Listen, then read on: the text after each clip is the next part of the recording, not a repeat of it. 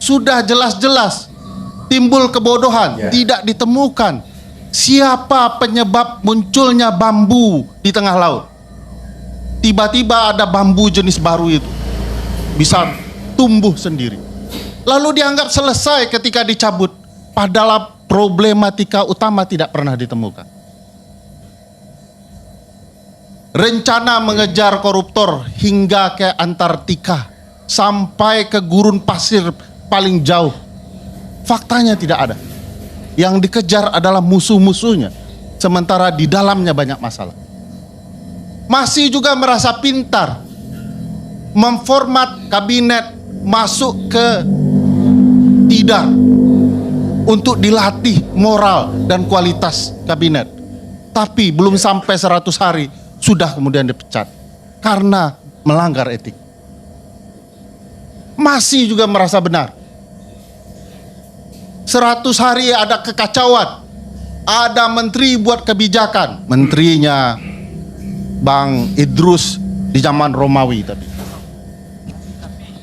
Sabar Bang. Sabar Bang. Menteri Abang buat kebijakan nasional. Tapi tidak pernah digunakan pilot project langsung berlaku nasional. Timbul kekacauan nasional. Apakah, tapi sudah selesai. Bukan selesai, tapi timbul kekacauan. Kekacauannya belum selesai, mungkin kebijakannya sudah selesai.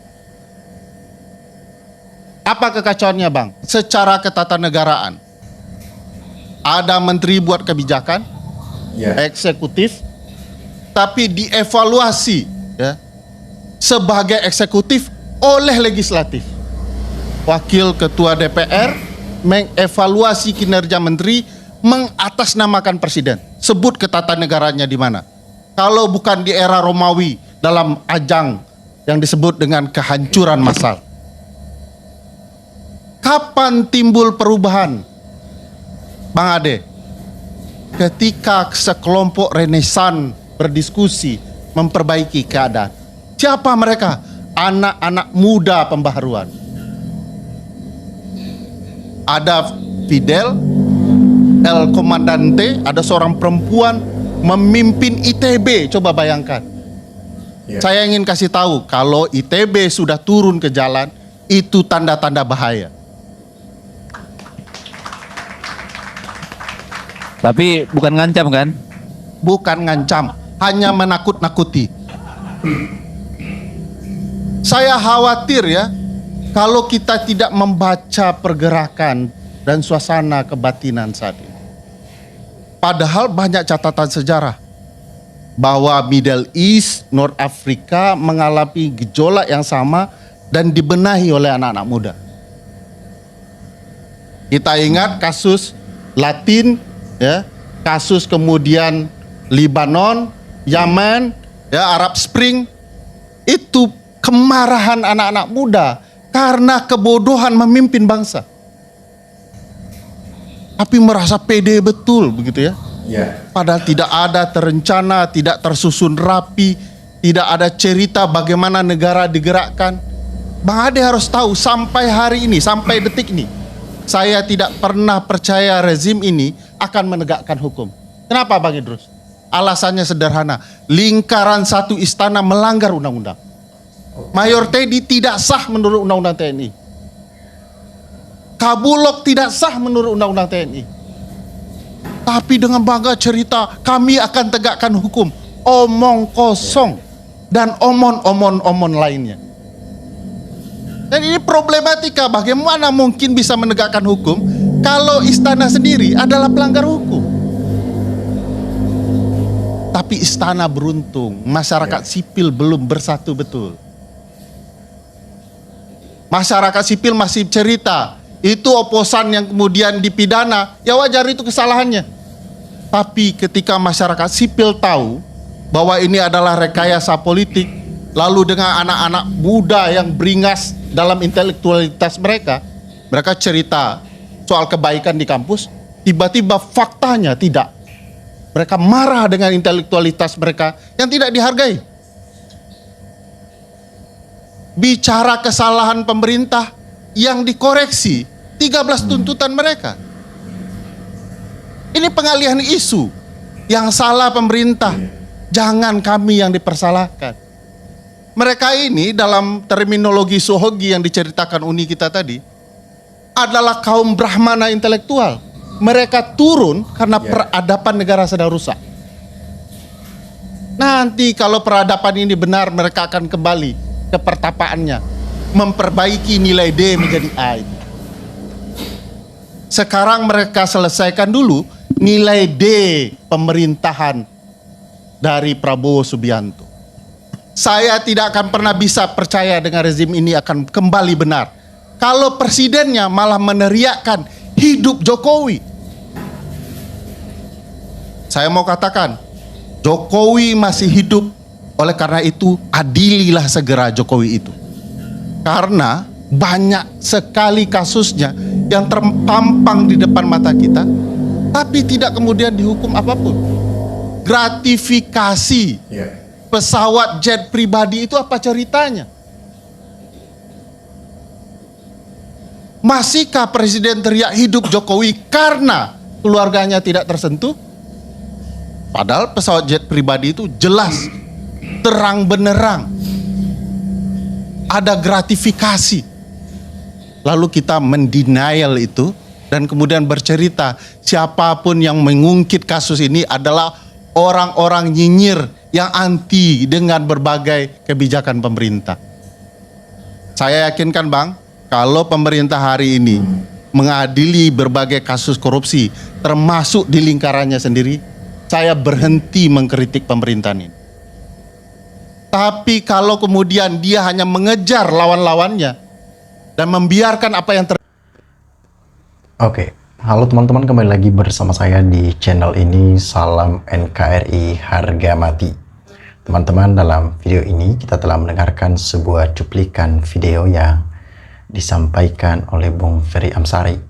Tentunya hal-hal seperti ini menjadi sebuah pemahaman bagi kita dalam menilai perjalanan politik yang terjadi di Indonesia saat ini. Dan tentunya memang negara kita dipenuhi dengan berbagai macam dinamika-dinamika yang ada. Artinya kita sebagai masyarakat Indonesia mengambil bagian yang tepat untuk mewujudkan apa yang menjadi mimpi-mimpi dari negara ini. Setelah berbagai macam hal yang terjadi di negara kita, begitu pelanggaran-pelanggaran aturan-aturan yang dilakukan oleh salah satu oknum pejabat di kala itu dengan melanggar konstitusi, melanggar berbagai macam hal-hal yang lain yang dinilai itu sikap tindakan yang memanfaatkan suatu kekuasaan dan jabatan. Inilah yang diminta oleh masyarakat. Mereka meminta supaya hukum itu tidak hanya berlaku hanya untuk orang-orang yang dinilai mereka tidak duduk di kursi pemerintahan. Ya. Sebenarnya suatu aturan ya wajib untuk melaksanakannya dengan baik sesuai dengan norma-norma dan aturan-aturan yang ada, sesuai dengan konsekuensi yang ada. Nah, pada kesempatan kali ini teman-teman, saya akan membacakan suatu komentar ya, komentar dari netizen supaya kita tidak buat-buat. Jadi ini adalah sebuah tanggapan yang benar bagaimana masyarakat menilai semuanya ini. Nah, dari Murniwati mengatakan, ya ini komentar yang disampaikan dan suatu aspirasi juga. Adili Jokowi anak mantu dan kroni-kroninya. Hukum mati bagi orang-orang yang koruptor dan menyengsarakan rakyat. Ada dua poin yang memang saya dapatkan dari apa yang ia sampaikan, yaitu pertama, dia mau ketika Joko Widodo itu diadili. Kenapa? Karena dengan berbagai macam hal yang telah dilakukan oleh seorang Jokowi yang sering sekali melanggar aturan-aturan dan membuat suatu kerusuhan dari setiap pemilihan-pemilihan yang ada, dari setiap pergerakan politik, ya masyarakat meminta Jokowi harus diadili supaya orang-orang yang memang menonton hal itu bahwa ternyata pemerintahan kita tidak tebang pilih. Itu yang penting. Yang kedua dari poin tersebut adalah hukum mati bagi koruptor. Bisa dikatakan bahwa dari dulu sampai sekarang, kenapa koruptor terus merasa tidak takut dengan apa yang mereka perbuat, sekalipun mereka memakan uang haram, sekalipun mereka memakan uang masyarakat, menenggelamkan dana-dana bansos lah dan berbagai macam hal, dana APBN lah. Kenapa? Karena mereka tidak takut karena efek jera. Bagi koruptor cuman penjara, sedangkan uang yang berlipat-lipat ganda ya teman-teman ya, yang mereka pakai untuk memperkaya diri sendiri dan untuk memenuhi kebutuhan sendiri ataupun hawa nafsu tersendiri. Coba bayangkan kalau kita belajar dari negara-negara lain. Saya sempat menonton suatu cuplikan video yang disampaikan oleh Bung Denny Siregar di kala itu. Dia membandingkan dengan negara-negara lain. Di negara-negara lain ketika ada koruptor ya hukum mati. Dan itu langsung dipertontonkan di TV supaya khalayak banyak dan pejabat-pejabat lain takut untuk melihat konsekuensi tersebut. Nah, dengan hukuman mati bagi koruptor tentunya orang masih berpikir 10 sampai 1000 kali untuk memakan uang haram. Mereka akan takut melakukan hal tersebut ya. Mereka pasti takut. Nah, tentunya ketika tidak ada pro dari Prabowo dalam mendukung konsekuensi bagi koruptor ini, maka tidak akan terjadi.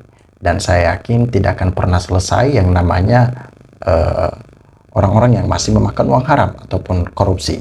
Ya, disampaikan lagi di sini.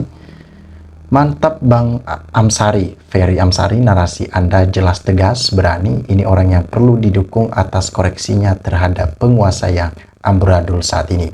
Selamat berjuang Bang Amsari, top Marco top. Anda menyampaikan suara rakyat, selamat berjuang Bang. Tentunya yang diinginkan oleh masyarakat yaitu mereka menginginkan ketika ada orang-orang yang menyampaikan suatu kebenaran, menyampaikan suatu kehadiran ataupun aspirasi masyarakat, itu pasti mereka senang. Karena secara tidak langsung orang tersebut telah mewakilkan apa yang menjadi isi hati masyarakat dan itu disampaikan. Ya, disampaikan terhadap pejabat-pejabat yang terkait dalam hal itu.